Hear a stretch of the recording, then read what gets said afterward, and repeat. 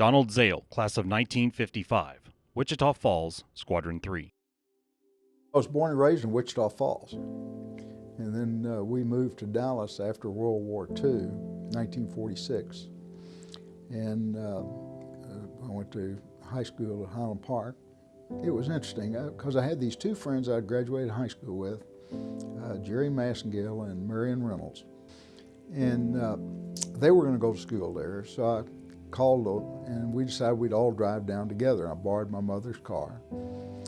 And when I got to Texas A&M, I guess it was the 1st of September or so, 1951, I was the smartest kid that ever arrived on that campus. And we had freshman week, it was now called Fish Week.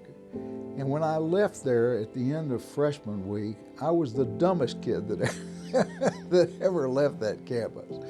I mean, it was quite a revelation. The atmosphere we had was a bonding one. As I said, that we as freshmen, we knew we had to stick together if we were going to survive. And I think the first thing that I really learned from being in the Corps was how to study.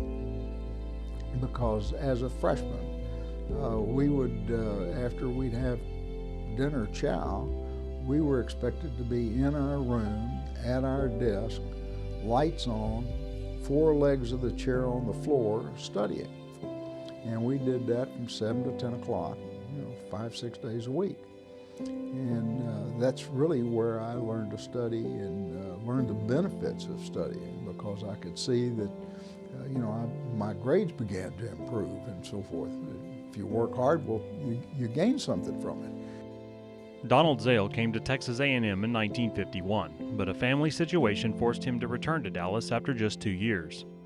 Mr. Zale graduated from SMU in 1954 and began a successful career in the jewelry business, eventually becoming chairman and CEO of the family business, Zale Corporation. However, Mr. Zale always knew he was missing one important piece of jewelry.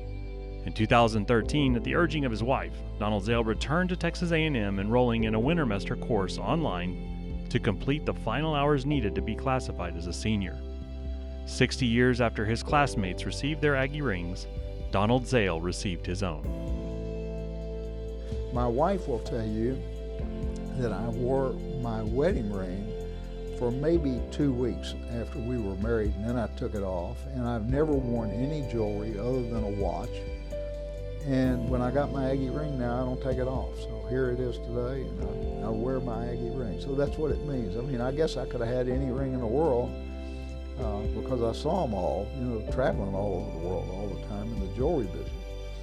But having my Aggie ring means it's just a special piece of jewelry. It's not a piece of jewelry, it's really a possession, I guess. Ladies and gentlemen, inducted into the Corps of Cadets Hall of Honor, Donald Zale, class of 1955.